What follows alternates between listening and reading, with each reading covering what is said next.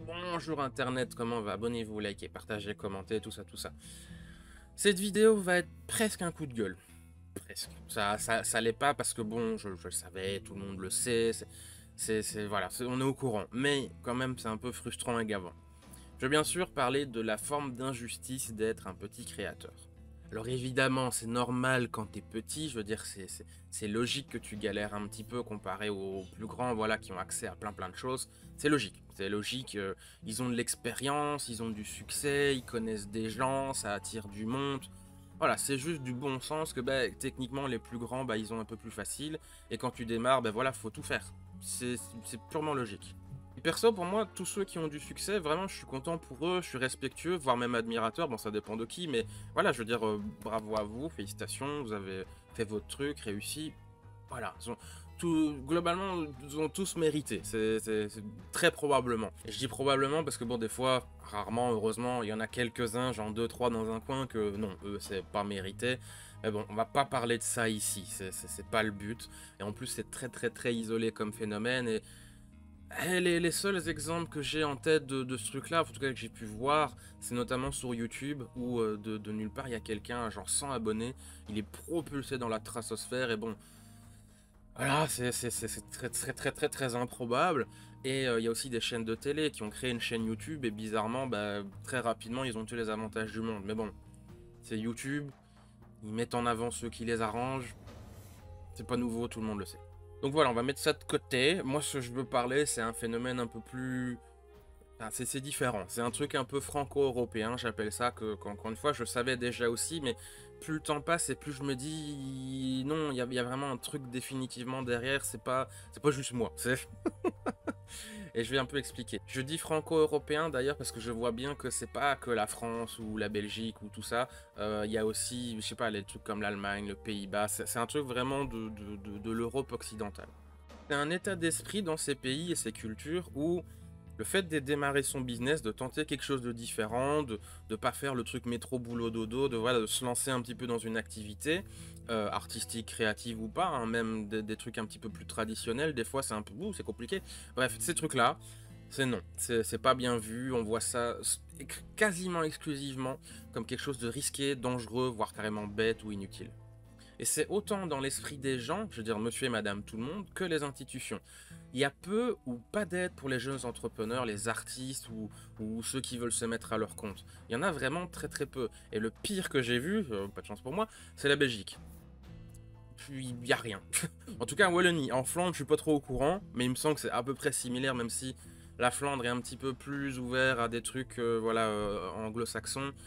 Mais voilà, en Wallonie en tout cas c'est un peu le néant.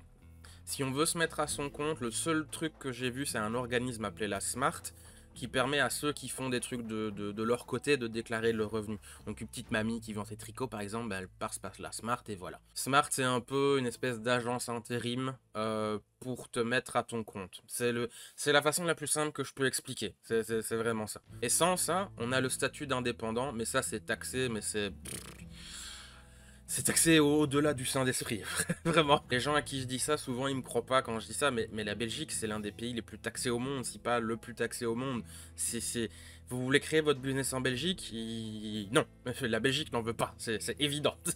Voilà, tous ces trucs-là, ben, j'en entends beaucoup parler, je le vois moi-même, et tous les Français à qui je cause, ils disent souvent, ah bah oui, ça, la France, machin, ils aiment pas trop la réussite, l'argent, se mettre à son compte, tout ça, c'est pas forcément bien vu, blablabla. Et maintenant, tu as à côté des pays comme la Grande-Bretagne, le Canada, les États-Unis, ces trucs anglo-saxons. Eux, faire leur business, monter leur boîte, se lancer dans une aventure, être artiste, créatif, tout ça, ils trouvent ça génial et ils encouragent ça à 3000% directement. Waouh, trop cool, vas-y mec, déchire tout, c'est trop bien ce que tu fais. Et les gens font votre pub, ils vous encouragent, ils cherchent dans leur carnet de contact pour vous mettre en contact avec X ou Y pour vous donner un coup de pouce. À côté de ça, dans les trucs francophones, notamment les groupes Facebook 3 sur 4, ou les discours, les Discord ou ce genre de choses, c'est écrit en grand autopromo interdite. Alors je comprends parfaitement qu'il faut pas qu'un endroit et un groupe ou quelque chose comme ça se transforme en panneau publicitaire géant, mais qu'est-ce que ça coûte de faire un petit espace promo où où une fois par semaine, on propose et on montre le travail d'une personne, ou je sais pas comment on fait pour rentrer en contact et tout, toi t'as fait ton machin, je sais pas, l'attitude est vraiment, je comprends pas. Je co- Moi pas comprendre, seigneur. C'est le jour et la nuit entre ces deux cultures, c'est vraiment impressionnant. Et pour aller plus loin dans le monde du livre et même dans d'autres médias en France, les maisons d'édition du genre Brajlon, qui publient énormément de bouquins d'univers imaginaire, enfin c'est les leaders en fait du milieu, en fait ils font plus de traductions et d'achats d'œuvres et de licences connues, étrangères, plutôt que de publier les auteurs de leur pays, voire même de la région, ou je sais pas quoi. En France, jusqu'à il n'y a pas si longtemps, l'une des seules boîtes qui proposait des œuvres imaginaires francophones, donc geek, manga, tout ça, c'était Ankama. Il y avait aussi No Live dans une moindre mesure, et d'ailleurs ces derniers ont mis la clé sous la porte il n'y a pas longtemps, et Ankama, bah, ils sont en galère financière depuis pratiquement toujours ou presque. C'est un peu dommage, parce qu'ils proposent quand même des trucs plutôt sympas, même si c'est pas mon univers, hein, mais je trouve que c'est bien, voilà, ils font des trucs, ils proposent des mangas, des jeux de société, des séries, des machins, mais ils ont été jusqu'à devoir faire un financement participatif pour leur dernière saison de Wakfu. Vous imaginez, enfin, Wakfu, Dofus, ça c'est une licence géante, c'est super connu, et pourtant voilà. Alors ok, vous me direz, faire un financement participatif, c'est pas un synonyme de difficulté, mais quand même, quand on réussit, qu'on est une grosse boîte, on zappe cette étape en général. Enfin, vous imaginez Hollywood ou Blizzard ou quoi faire un financement participatif? Bref, être un petit créateur, c'est jamais fun. On doit faire face à plein de problèmes frustrants et pas seulement se faire connaître, vraiment pas. Des fois, faut se battre contre le courant pour entrer en contact avec quelqu'un ou même téléphoner à une librairie, par exemple, dire bonjour, on peut mettre les bouquins en dépôt-vente chez vous? Alors il répond oui, pas de souci, super, vous êtes dans quelle maison d'édition? Ah, je suis auto-édité. Oula, ah bah oui, sorry, désolé, on est full et demain j'ai piscine, au revoir. Je caricature à peine. En fait, je fais juste les sous-titres des non-dits. Mais si en plus de tout ça, les personnes créatives, entre elles, se mettent des bâtons dans les roues, franchement, ça aide pas. En plus, c'est complètement débile et je comprends pas la logique ni le but. Je veux dire, c'est pour ça, moi, que je propose de faire des interviews et je contacte des gens, etc. C'est pour rencontrer, papoter, peut-être les faire connaître un peu plus. C'est pas... J'essaye pas de gratter des vues et des abonnés chez les autres. Bon, on va pas se mentir, c'est toujours agréable et on est content quand on a quelqu'un de gros. On se dit, ah, trop bien, il y aura plein de gens qui viendront et tout. Mais moi, je veux juste d'abord parler avec ces gens. Le reste, c'est après. Si je fais pas ça pour ça. C'est pas le but premier. D'ailleurs, j'ai déjà fait des annonces pour ça dans des communautés autistes. Donc voilà, je dis bonjour, je fais des interviews, des podcasts, des machins. Si jamais vous êtes créatif, vous faites quelque chose d'intéressant, je sais pas moi, cinéma, dessin, théâtre, blablabla, contactez-moi et je vais voir si on peut faire quelque chose. Et en fait, personne m'a répondu. Enfin non, quasi personne m'a répondu. Je crois qu'il y a 2 ou 3 personnes.